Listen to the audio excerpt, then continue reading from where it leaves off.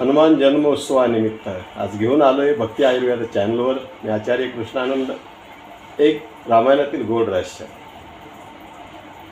रामसेतूचं बांधकाम झालं त्यावेळेस दोन असे इंजिनियर होते, त्यांचं नाव नल आणि नील।